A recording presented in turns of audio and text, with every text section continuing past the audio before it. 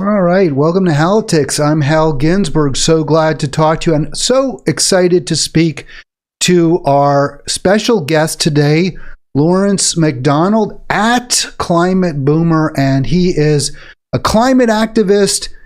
When did it get published, Lawrence? And congratulations, how exciting for you. Thank you, Hal. Thanks for having me on the show. It came out at the end of October. Was supposed to. Amazon sold out, so they're just now delivering the copies that people ordered, the pre-ordered copies. So came out at the end of last month. How exciting is this for you? I mean, does it just I've tried to write books, but I get to like page 3. As far as I can get is maybe like an article, in a newspaper or something, or a letter to the editor. That's kind of my speed, I think. Well, let me first thank you for having me on the show. I love what you're doing with Halitics. I think we need a lot more progressive call-in radio. I love the way that it sort of mimics what I think of as right-wing radio, and I hope we get some callers today, and I'm very honored to be on your show. In terms of the book, I spent 15 years as a foreign correspondent. I spent another almost 30 years as a communications professional, vice president of a couple of think tanks. I wrote and wrote and wrote, but I was always writing for other people. So this time I was writing in my own voice, saying what I wanted to say, and it was liberating. Well, there it is. Am I Too Old to Save the Planet? A Boomer's Guide to Climate Action. And you can see some of the boomers on the cover. I looked for you in vain, Lawrence. That's not you in the middle. I thought the only person on that cover who could possibly be you is the man in the middle, but it certainly isn't. Were those models? I mean, how did that work out? Or just folks at an event? That's a great question, Hal. And the guy in the middle does look kind of alarmingly like me. His beard is whiter. Let's be fair. You've still got some darker hair, some gray in there. He's a white beard. So I'm going to say you've still got a few years, to go that he's already passed. I was blessed to have the help of a good friend of mine, Howard Smith, who's a designer, and he worked with me on the cover. And my original idea was, to have a picture of boomers like locked down to something. And, I've got friends who've done that kind of thing. And he said, no, that'll scare people away. And then I found this picture. It's a stock photo. You buy it online, probably they're models. But I liked it for a lot of reasons. Obviously, it's multi-ethnic, multiracial. They look happy. They're in community. And one of my key messages is that by joining the climate movement, you can make new friends and bring new meaning to your life. And it doesn't have to be scary. And so there's a little bit of a bait and switch here. I sort of think these people look like they're getting ready to shop for annuities. Very non-threatening kind of thing. But as you know, towards the end of the book, I make the case for the importance of the radical flank. And I talk about how we boomers can support the radical flank. I've even got a discussion of hunger strikes in there, because I think that the climate movement has been too polite, given how high the stakes are. And we'll get into the radical flank later. But the book is a little bit, bring you in, walk you through the reasons that boomers benefited a lot from the fossil fuel economy, that we still have a lot of power, we can still make a difference, personal action, collective action, faith-based action, and then building the radical flank. All right, well, there's part 1. You heard Lawrence start to describe the book, and we're going to go through these chapters briefly.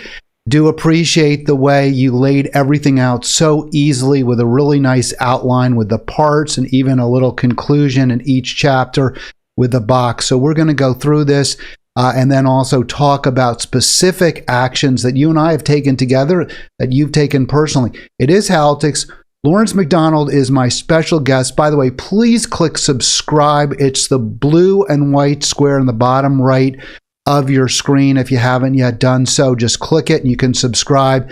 And as Lawrence said, we do take calls. So if you're watching live, 240-363-7190. Call in if you got a question or an attaboy or whatever you'd like to say to Lawrence. We'd love to take your call.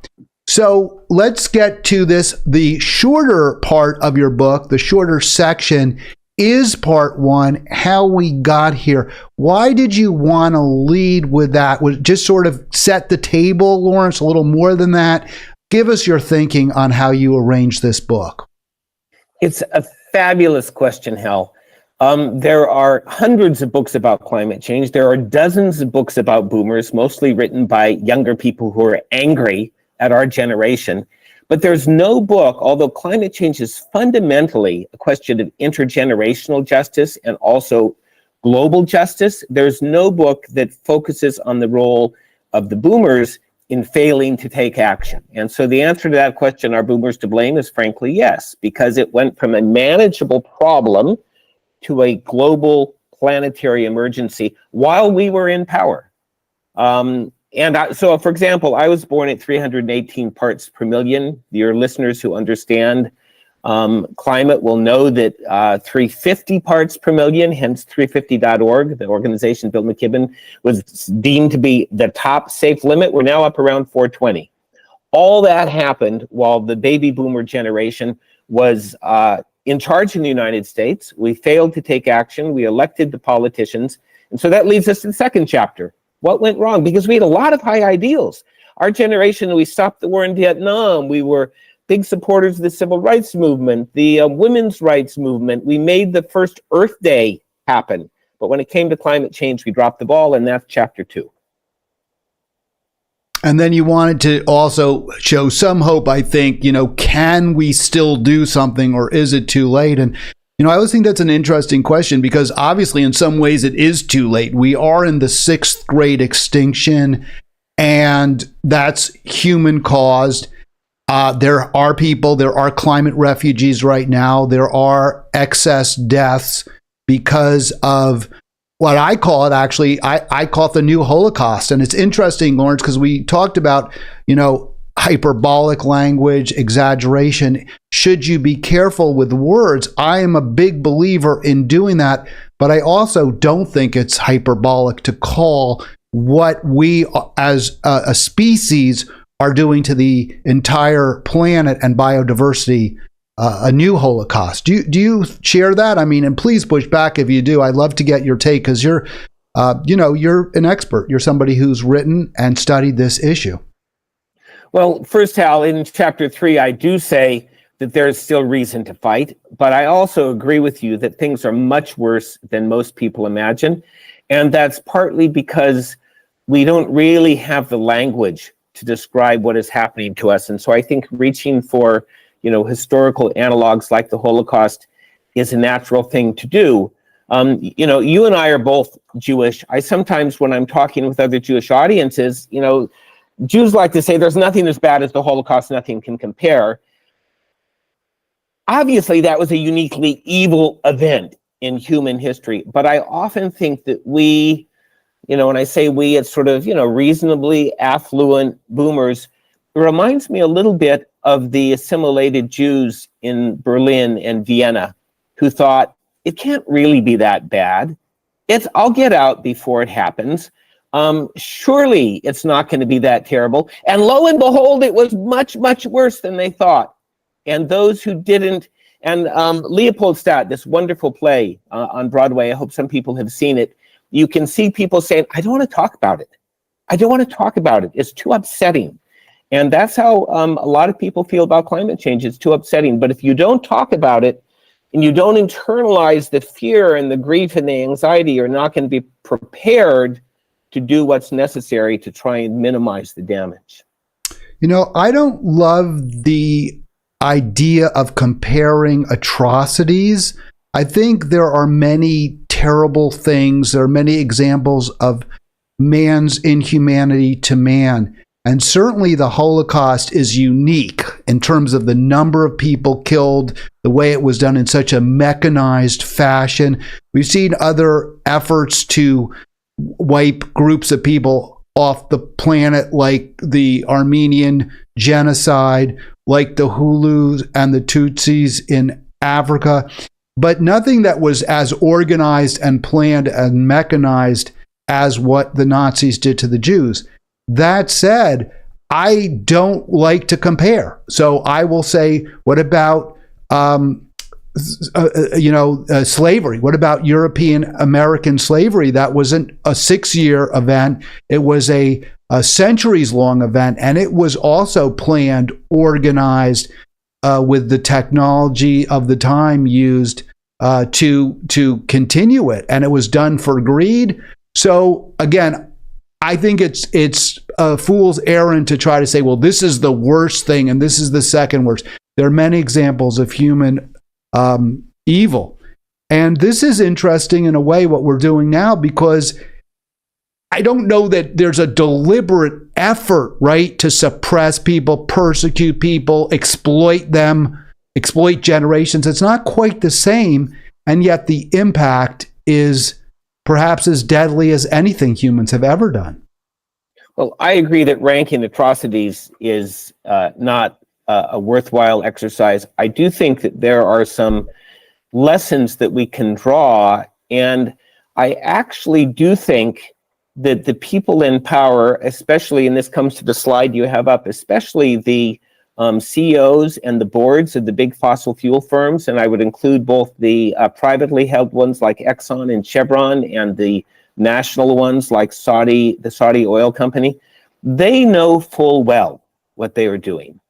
And they are deliberately persisting with fossil fuel. They are spreading lies to discourage climate action. They are buying influence in Capitol Hill. The Republican Party is now basically a wholly owned subsidiary of the fossil fuel companies. Recently, the Washington Post is reporting that the fossil fuel companies are doubling down on their funding of Trump. Fox News devoted a long segment the other day to saying how terrible electrical vehicles are. What's with that? I mean, I have one. They're actually fun to drive. They're great. But only so those interests know exactly what they're doing. They have people in those companies whose job it is to understand this. They knew how bad it was going to get before we did, and still they persist. And I consider them to be, ecocidal individuals who are at the pinnacle of evil. And the common thing with, say, slavery, the Holocaust, many other the other things, every atrocity is unique. There are often hatreds involved, but there's also often greed. The slave trade was driven, I think, not so much by hatred of Africans as by greed. And if you look at the history of World War II, a lot of the smash and grab and the destruction of Jewish properties is because people wanted their houses. They wanted their feather beds. They wanted their silver. People went in and looted these homes because they wanted their stuff and their money. So I think greed is a common theme across these atrocities, and it's certainly at the center of the ecocide that we're facing now. How do you compare the two parties? Because you did mention the Republican, how they're owned by the fossil fuel companies. But if you look at the races in 2016 and 2020, the Democratic candidates were getting hundreds of thousands of dollars diverted into their campaigns as well in various ways by fossil fuel corporations. When President Obama left office, one of his first stops was the Carlyle Group, where he touted his all of the above strategy, which included making us the number one producer of oil and gas in the world. So where do we turn if both parties, as I see it, are co-opted by, corrupted by the world destroyers? Well, the fossil fuel companies make it their business to invest in both sides. There's no doubt about that. And you can see, obviously, Joe Manchin, who's now basically left the party, held up what was to be, and still was, even in the end, the biggest piece of climate legislation ever passed. That said, I think there's a real qualitative difference, in my view, between the two parties. And if we didn't have so much gerrymandering, if we didn't have the overweight Senate system where dirt votes, basically, every state gets 2 senators regardless of the population, we would have a large enough Democratic majority that we would have passed sweeping climate legislation. So I think that the fossil fuel companies have more money than God. They'll corrupt anybody that they can corrupt. But I do believe that with, if we had free and fair elections and didn't have all the dirty money, polling shows that 70% of Americans are either concerned or alarmed about climate change. Just like 70% of Americans want to have sane gun laws. So it's the corruption of the political system stops that public will from being expressed. But, for my money, I've been out there demonstrating together with you against President Biden's Democratic appointees, but by God, I'm going to vote for the man, because it's not like, a pox on both their houses. One of them is trying to do a job, and the other one is trying to, seize power and at the behest of the fossil fuel companies. That is really interesting in my view. That you said that. And I guess then you're not considering either Dr. Cornel West or Dr. Jill Stein. You would just say that at this point, the risk of possibly helping a Republican, whether it's Trump or somebody else, is too great. Is that fair to say? Yes. I think that's absolutely fair to say. And for some of the older listeners who remember the Bush v. Gore race, Ralph Nader started out as a wonderful crusader for safety, but I think there's a special place in hell for Ralph, because if he had denounced his candidacy even 2 weeks before the election and thrown his support behind Al Gore, we would have had a president who totally understood the need for climate action, and the history of the world would have been different. So am I a big lover of our two-party system? No. But when it comes to a choice between those trying to do the right thing and those who are out to take away our rights, take away our freedoms, and advance the interests of special vested interests, I always come down on the Democratic Party, in favor of the Democratic Party, sometimes reluctantly. I don't know, your listeners may, you're a diehard progressive. I'd be, interested. My listeners will be amazed to hear me say that I'm going to let that stand for now, unless you want to debate it. I have expressed consistently a different view than you have, Lawrence, and that's fine. I mean, we're allowed to have. I think you're principled in your position. I think where we may disagree, or why we may disagree is a better way to put it, is I am less sanguine ultimately about the Democratic Party's policies. I don't believe that I think that unless we move away from the current system, we are likely to see the worst impacts, or close to the worst impacts. And that's why I don't share your ultimately. But we see very close, but ultimately, I guess we analyze the current political dynamic slightly differently. Well, I think you and I would probably agree that the climate emergency at its root is related to excessive capitalism. But if it's such an emergency, if we wait until we reform capitalism before we can fix the climate emergency, we're not going to make it. So, but, I think you and I are probably, a Venn diagram. There's a lot of overlap between us, but there's some points of difference as well. Well, one area where we agree, and is how, well, let me ask it differently. I was going to say one thing, but let me go to a different direction. And we've only done, by the way, how we got here. We haven't done the solutions yet, but which is 2/3 of the book. How did you come? I mean, why did you decide? I'm struggling here because I want to frame it just right. Are you a latecomer to climate activism, or did you always have the views that you have now about the need to preserve and protect the beautiful spaces that remain on our planet? I'm certainly not a latecomer to environmental activism. And it's funny you should ask that. I was exercising this morning, and I remembered when I was a kid in Southern California. I'll tell you a little story. We had horses, which makes it sound like we were rich, but they were kind of beat up old horses, cheap horses. But we lived in the countryside. And some developers came in and bought up the foothills above us. And they were putting in a, luxury subdivision. And my cousins and brothers and I would go horseback riding up there, and we would pull up all the surveyor stakes and throw them in the bushes. So, I loved that pasture. I loved the open hills, and I was opposed even then. I think what has changed is when I was a reporter, I felt that people understanding the nature of problems, I still believe that being better informed was important. Then when I went to work at the World Bank and later at Center for Global Development and World Resources Institute, I believe in research-based, technically sound solutions, and those institutions put them forward. But I came to realize during my last few years working at WRI that it didn't matter how technically sound the solutions were if we don't have political power.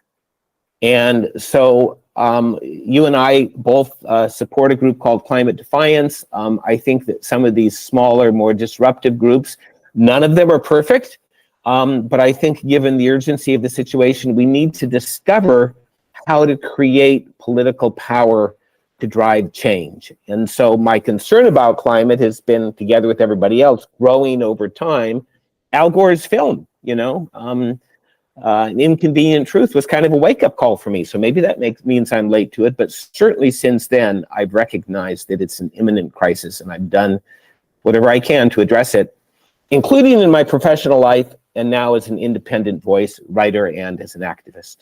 So Lawrence MacDonald with us on Halitics. Again, I'm going to urge you, please do click that subscribe. I need more and more subscribers. I'm looking to build the channel, obviously. And that never ends. I mean, if I had 1 million subscribers, I want to get to 2 million. So you're always want more, but for now, we really do need to build. Also, click like if you like what we're doing here. Lawrence is talking about solutions, what we can do, especially those of us who are in that boomer generation. I'm sort of the tail end, but I am a boomer. I was taken by a lot of what you said there, especially you mentioned childhood and the horses. And I think people who have had an experience with nature as young people, I did as well, was privileged enough to go to summer camp, which had a lot of formative, impact on me in terms of loving the environment. So, and you mentioned the World Bank as well. One of the tasks of it is to fight poverty. So maybe you can talk a little bit about intersectionality, other problems. You mentioned how capitalism, rampant, unrestrained capitalism is perhaps the root or is the root of the problem. How do these other issues, poverty, racism, sexism, how do they intersect with, and how do we need to address all of them to solve the climate crisis to the extent we still can? Oh, that's a big question. It's big. It's big. Yeah, it's big. Thank you for putting up the second half of the table of contents. So while I'm fumbling my way through the question, people can be getting a sense of some of the things that the book has to offer. I think my experience as a reporter in Asia, certainly my early travels in India and Pakistan and Nepal, made me acutely aware of the unequal distribution of wealth and power in the world. I remember coming back from my first trip to Asia and standing in an American grocery store and just being like dumbfounded at the huge amount of abundance that was there.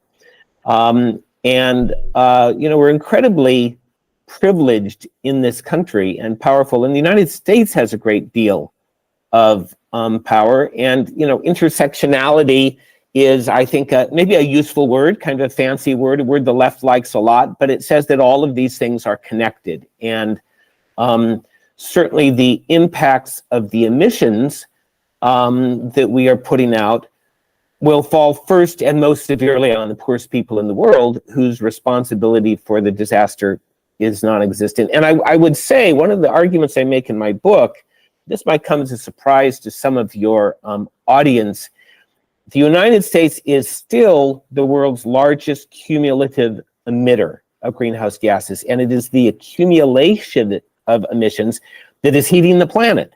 If you ask most Americans who's the world's largest emitter, they'll all say China.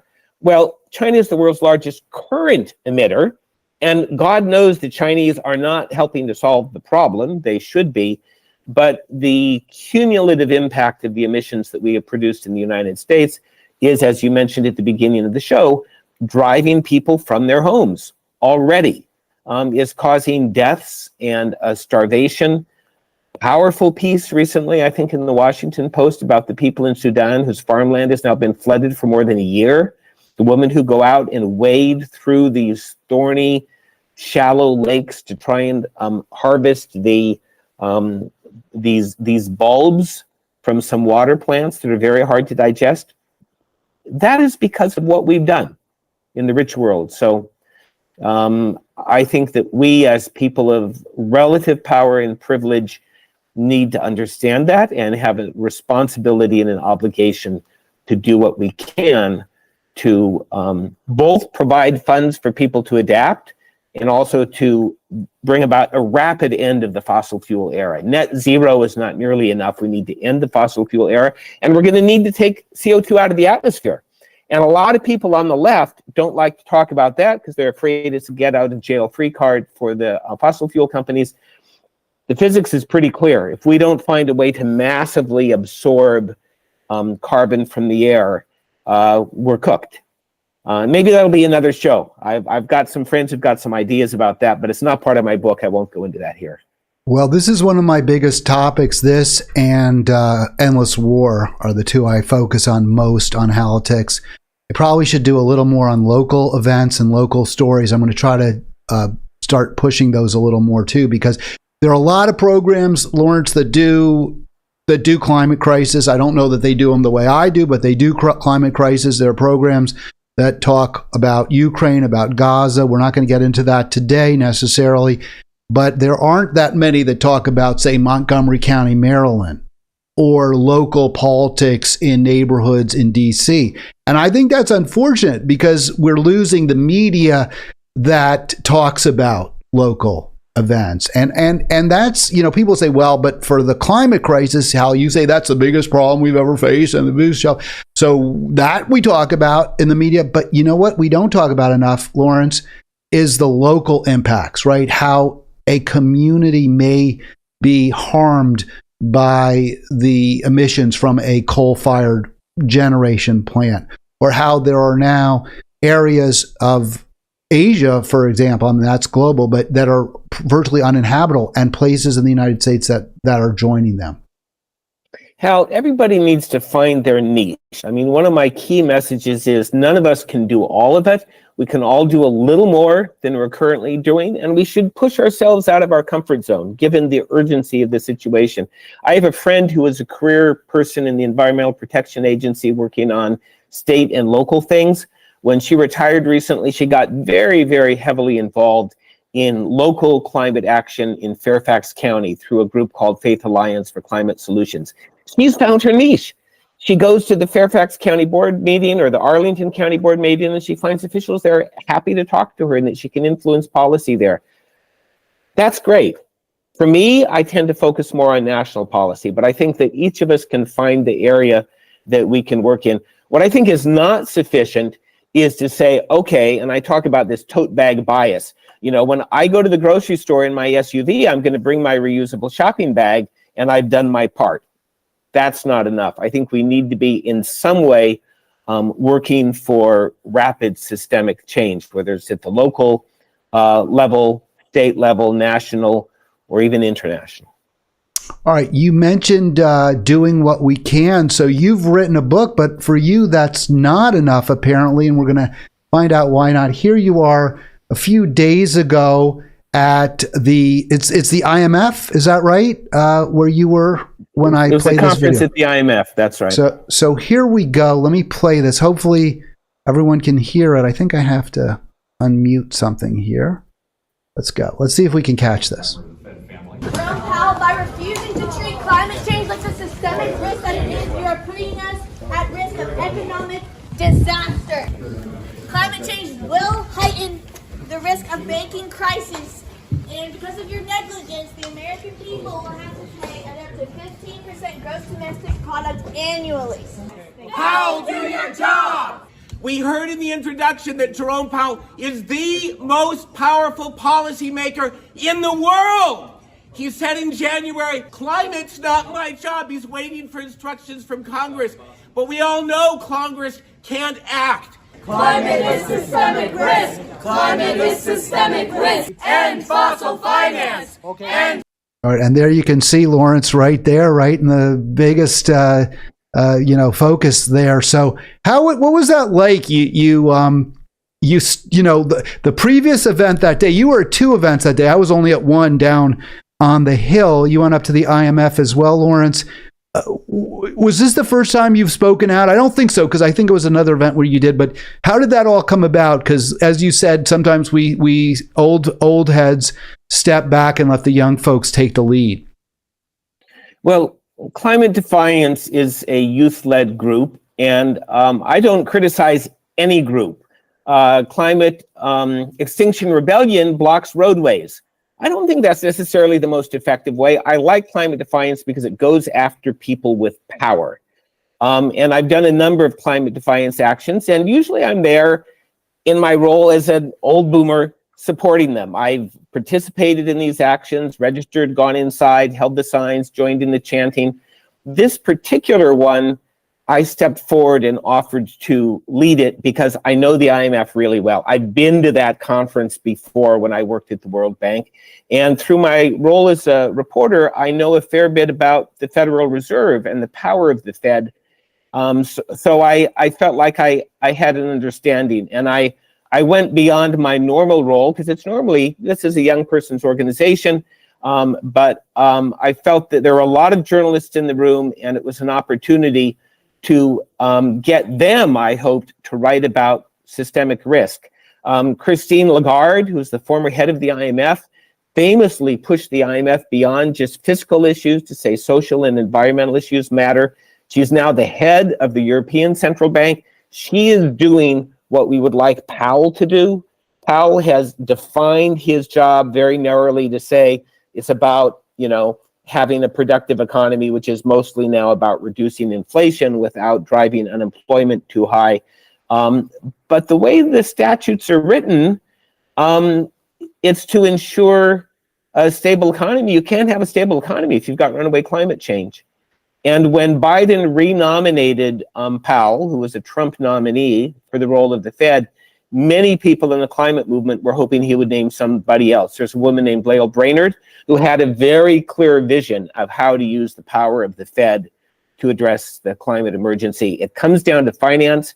When they introduced him, he said he's the most powerful policymaker in the world. There's a long list of things that he could do to constrain fossil finance. It's very market-based. He's afraid that the Congress is going to criticize him. But I think we all need to move out of our comfort zone, and I think that Chairman Jay Powell ought to move out of his comfort zone too. So that's why we were there. Well, and that's really a great segue, Lawrence, because you mentioned getting out of our comfort zone. Let me get your head up higher. I'm having a little trouble with there we go. So I just want, this is like a constant struggle just to go behind the curtain for a second, get everything looking good. I probably should try to find a producer, but but I can't because I'm so like micromanager. I want to do it all exactly the way I want it. So you mentioned getting out of your comfort zone. So that includes, right, you're a writer, but then you go to these rallies. You led that protest. I'm a talk show host, and yet I was down confronting U.S. Senator Capito earlier that same day. And sometimes we may not, I don't know about you, I'll just brief personal story. You can chime in if you want or share. I didn't really want to go downtown. It's a bit of a drive, and I do have an electric car, so that makes me feel less guilty. Like, if you drive your gas guzzler to a climate rally, are you really making things better? Are you making things worse? So at least I feel like with an electric car, I'm not using up as much energy. I'm not burning as much fossil fuels, although some are certainly getting out there. But I didn't want to do it. But the fact of the matter is, once we're there on stage, there was a real sense of camaraderie. We really felt good. We felt like, like maybe we are making a bit of a difference.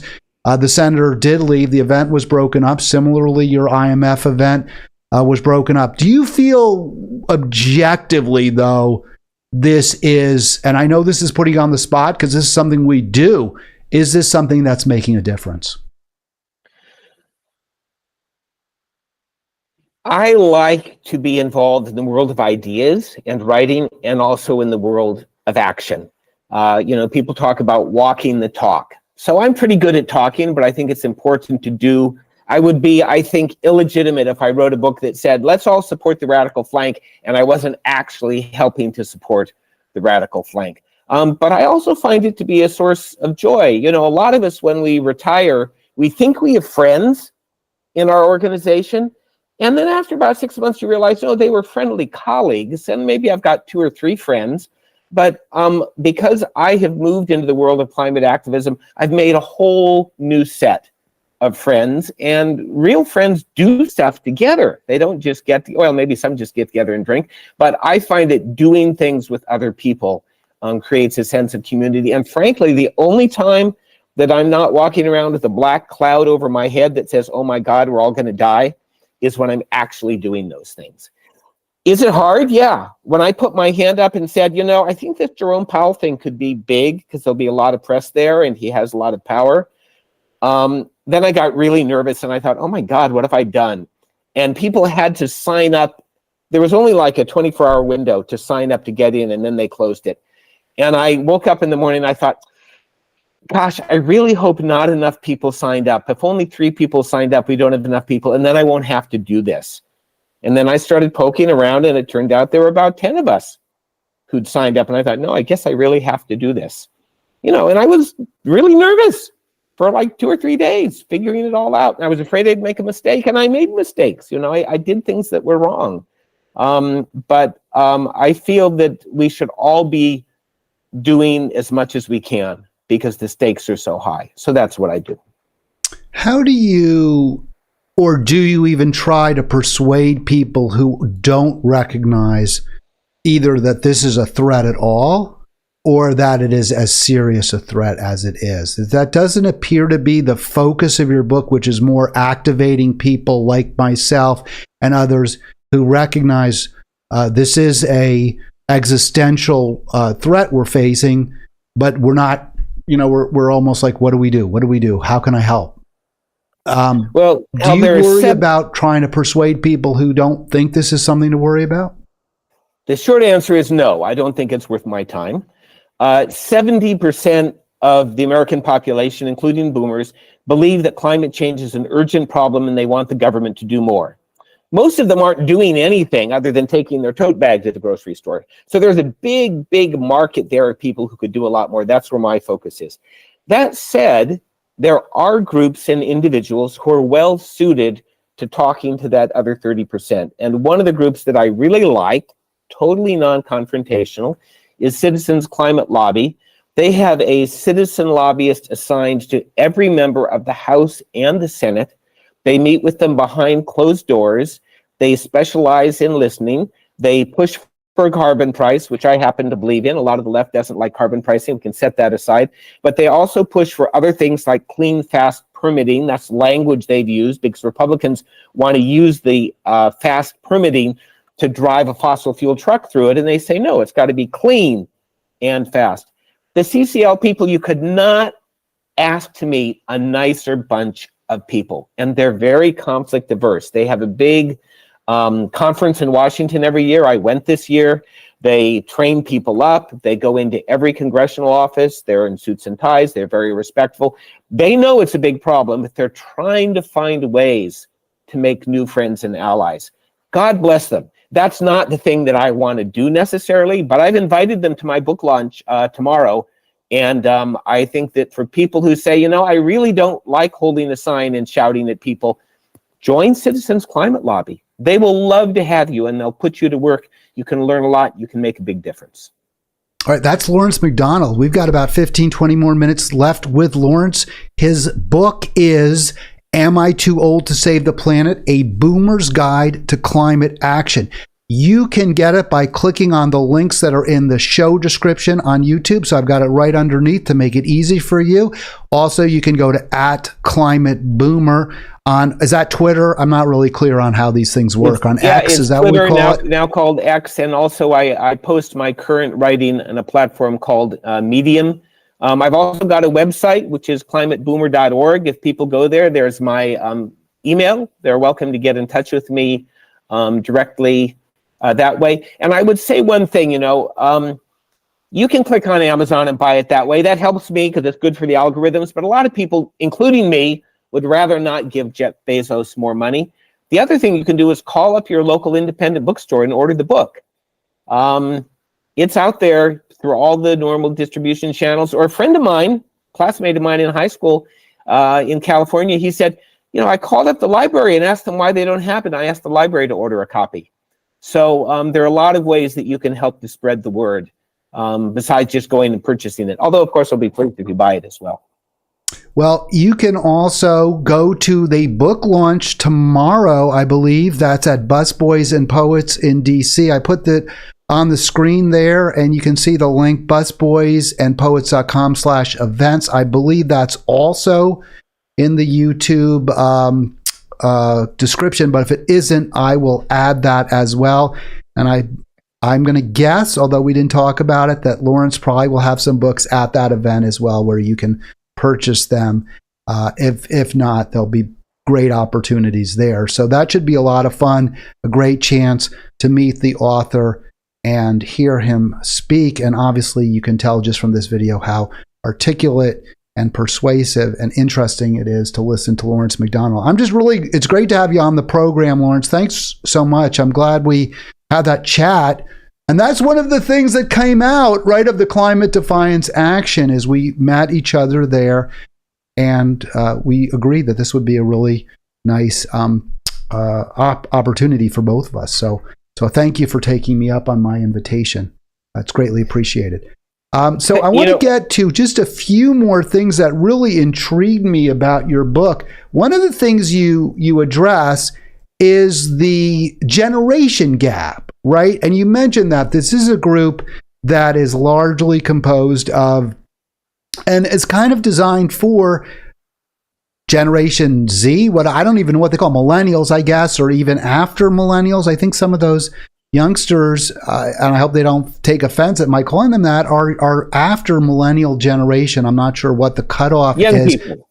Call me young people. Say it again, young people. So here's my question. What are some of the challenges that we face, and maybe they face as well, in interacting with people who are maybe 30, 40 years removed from them in age, who are older than their parents, maybe the same age as their grandparents, and vice versa? Yeah, thanks for that question, Hal. My audience is boomers, and I was fortunate, even at WRI, to be working with a lot of young people. And so there's some changes in the culture, and I think probably most of your listeners know these things very well.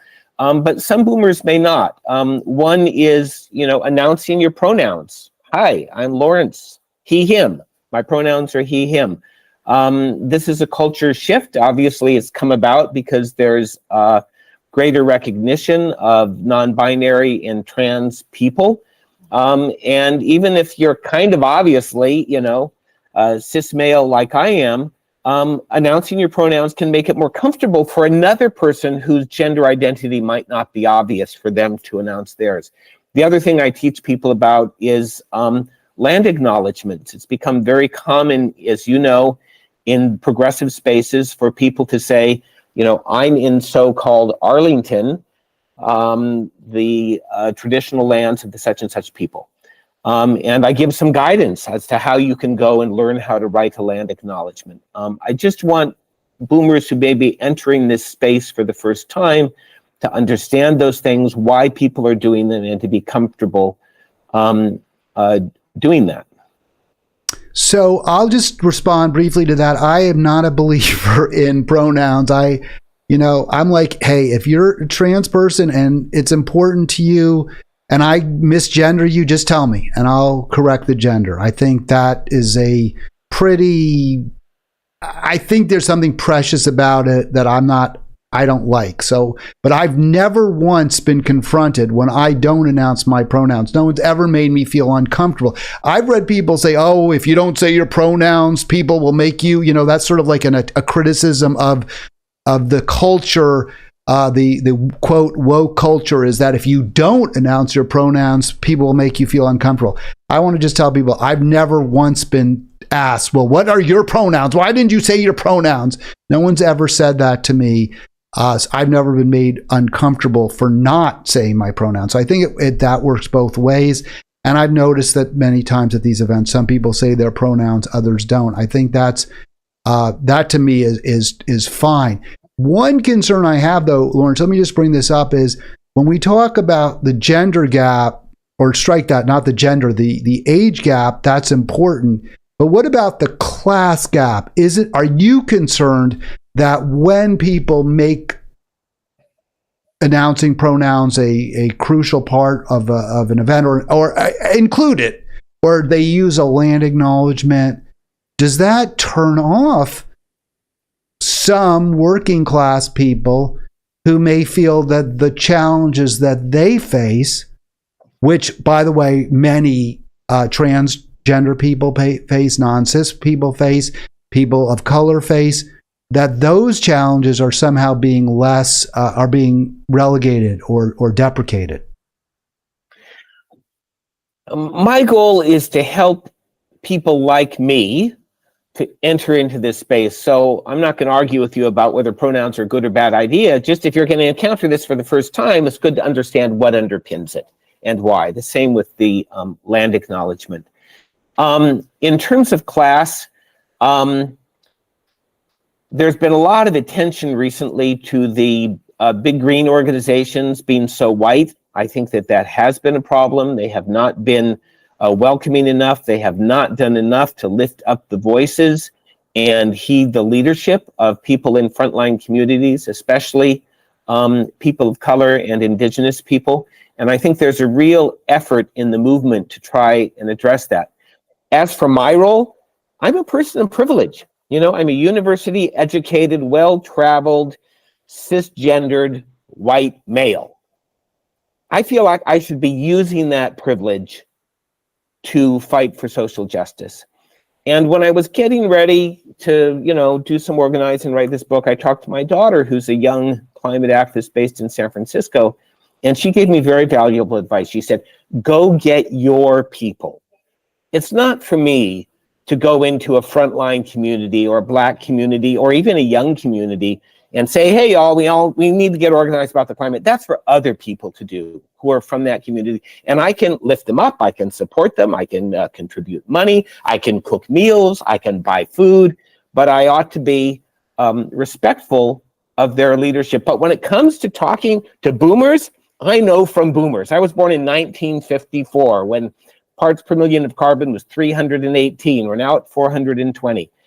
I lived through all of these things that I describe in the boomers, and I feel like I can be a credible advocate for greater boomer involvement. So that's what I'm focusing on. That's fascinating. That's really interesting. I love that explanation.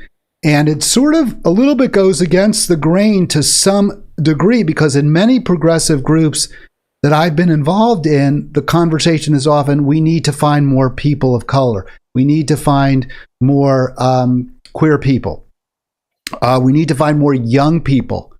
And my feeling on that is kind of like yours, which is we do what we can do, but yes, we need a multi-racial, multi-ethnic, multi-gendered movement, absolutely. But that doesn't mean we as a predominantly white or cis group or whatever we are can't be part of that in league with, in alliance with other groups. Is that sort of what you were saying? I want to make sure I don't paraphrase you incorrectly. No, that's absolutely right. But I do have a paragraph in there really addressed to people like me, older white males. We're accustomed to holding the stage, we're accustomed to talking, and I have to make myself small deliberately and make space for other people to talk. It's a constant learning process. I still get called out for it sometimes. And I think especially white men, but also, women of a certain age, shall we say, going into these spaces, it's important to listen and to make space for other people and to be supportive. I love it that I'm here with you and talking to your listeners. I like to talk, so then I can get to do that. But, when I'm in a climate defiant space or even in a third act space, which is mostly elders, I try very hard, sometimes successfully, sometimes not, to, what is the phrase that we use? Why am I talking? Wait. Oh. Why am I talking? And in one of the groups I'm part of, we have a rule that when people put their hands up, this is mostly in Zoom calls, we keep a list of the people. And white men go to the bottom of the stack. So I can put my hand up, but if a woman puts her hand up after me, she speaks first. And I'm very comfortable with that because I think that men's voices have dominated too much in this space. But that doesn't mean I'm not going to use my voice to urge people like me to get active. Well, one thing I find really interesting about that is I actually welcome the opportunity not to talk, because I talk this is what I do, which is talk. And I've been involved in many groups where I've been a leader, and I've been, like the cat herder. So it's kind of nice for me to go to these events and, sort of sit back and maybe chime in here or there, but recognize going in that I'm not expected to be the go-to person. I'm not going to be the focus of the conversation. And that actually is kind of refreshing, shall we say. One of the things you've heard this said in group settings is step forward, step back. If you're a person who's normally kind of reticent, push yourself to go forward. If you're a person like me, who's often forward, step back so that we can all have an opportunity to experience different roles. And yeah, sometimes it's really nice to say, hey, this is not my problem to solve. So it's been great talking to Lawrence MacDonald. I do strongly urge you to check out his book. I have actually read through it. I have to read through it more closely because I only had a short time to get ready for today's call with Lawrence, and video. But I really enjoyed it. I learned a lot. I love, again, the way you have those. I got to say, that was one thing that I just loved, was the synopsis at the end of each chapter with the bullet points. Really, really useful and reinforcing the points that you're making in the chapter. Did you come up with that yourself, or was that advice? Did you see that in another book and you thought, I like that style? Or I'm just curious. Well, I set out to write a self-help book. And so when I say Boomer's Guide, it really is, and it's full of stories about boomers who have, woken up and decided to do something. And it's got a lot of practical tips and links to resources or calling out resources that people can look at. But a number of the early readers said to me, I need a checklist at the end. And I wrote the checklist, and then Howard Smith, lovely guy who designed my book for me, put the boxes in, and he also put in the part and chapter divides, which is something my publisher doesn't normally do. I'll just give people, if I can get it here. Whoops. The idea that, so how to work with others, and then can I do this? I'm going the wrong way. Yeah, we saw it. How can I work with others? Yes, I can see that. We can see that. And then the answer is right there. And so every chapter has an opener and the answer in addition to the table of contents, and then it ends with an action checklist so that you can really go through this, mark it up. If you buy the copy, this is your book. Mark it up a lot. When you get to the end, there'll be a list of things you could do, and I urge you to think to yourself, which of these things could I do? There'll be 5 things. You say, you know what, I think I could do 3 of these.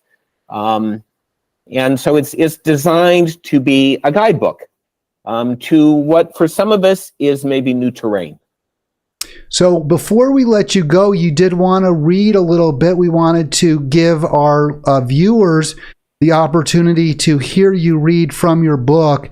So that's what we're going to do. Lawrence, again, thank you so much for joining me. I guess we'll have a final word before you go, but let's hear from Am I Too Old to Save the Planet? From the horse's mouth, if you will, from the author himself, Lawrence MacDonald. Go. Thank you, Hal. This is just the last few lines of the book. Spoiler alert. Mary Helger, an essayist and host of the climate podcast Hot Takes, writes, no matter what your current skills are, there's a way to use them to support climate justice. Do what you are good at. If you can't do the work, care for those who can. Her advice reminds me of 2 ancient Jewish teachings that are highly relevant to our situation today. The first states, you are not obliged to finish the work, but neither are you free to desist from it.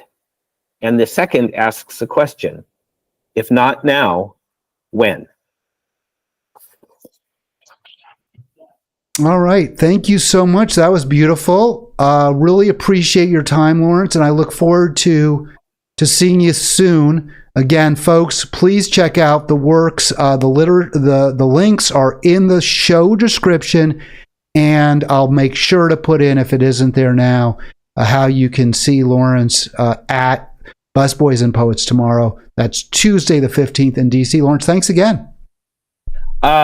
Wednesday the 15th. Today is Tuesday. I'm sorry. That's right. Today's Tuesday. I got my dates mixed up. But it is tomorrow. But tomorrow's bad to say. It is Wednesday because people may be watching it on a different day. So you got one day. In DC, now you've already heard from me if you're watching this. If you're in DC, there are going to be representatives of 5 climate groups there. I'm running it as a kind of a fair. You can walk around and talk to them all the way from Citizens Climate Lobby, the one I mentioned that talks to Republicans as well as Democrats, up to Climate Defiance, Third Act, Interfaith Power and Light. There'll be a lot of activists there that you can do a job interview. See which one of these groups you want to affiliate yourself with. Hal, I've been on a number of interviews. Nobody has done their homework as well as you. So thank you so much. Well, I appreciate that. And I'm going to take that as a real compliment, although it could be damning with faint praise because a lot of interviewers don't do much homework. But thank you, Lawrence, again. I'll see you soon. And tomorrow I'll be on. We're going to do more climate action tomorrow with Jamar Lloyd from Food and Water Watch.